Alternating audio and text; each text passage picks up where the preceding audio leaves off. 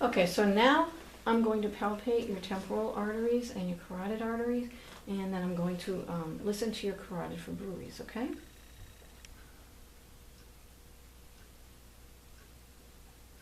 Okay, so your pulses are present and equal bilaterally. Can you look up, please? Thank you. Okay, carotid pulse is present and equal bilaterally.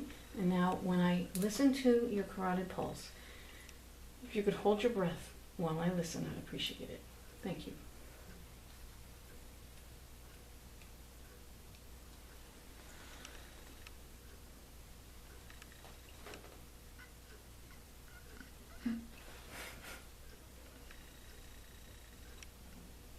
Okay, thank you. I could hear some air escaping.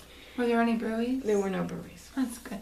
Could you tell me what a bruit is? Yes. Okay, so what it is when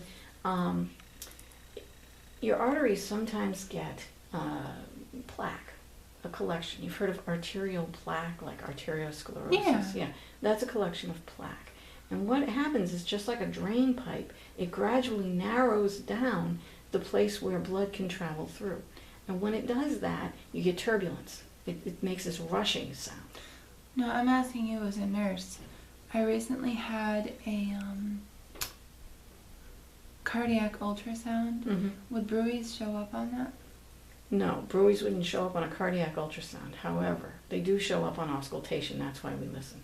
I see. And you would be experiencing lightheadedness because it compromises the flow of blood, the supply of blood to your brain. And you can definitely hear it with a stethoscope? Yeah, it sounds like a river. Oh. It's, remember when Grandma used to say, oh wow, I hear this rushing in my head? Yeah, that's what she was hearing. So you've heard bruits? Yes, indeed I have. Grandma was very good that way. She had almost every symptom known to humankind. Okay. Oh, and what I didn't mention was that when I finished your mouth exam, the final step would have been to put on a pair of gloves, take a 4x4, and then hold your tongue and really palpate it for lesions and also the buccal mucosa, the skin of your cheeks, to see if anything was growing there. Did you find any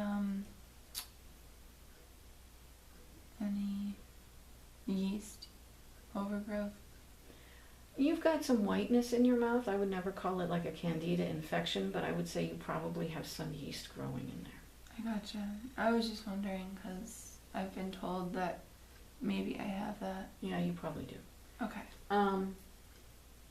Okay, so we've checked your nodes, we've checked for bruits. I would like also to talk to you about water intake. Okay. So let's look at your skin mobility and your skin turgor. I do drink a lot of water. Do you?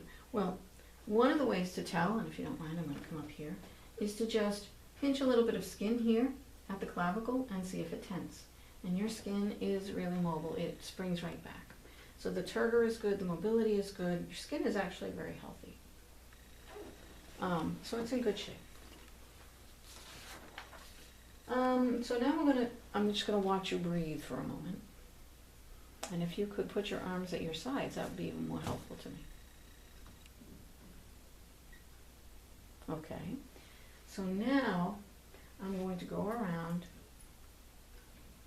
Actually, I think we'll turn you around.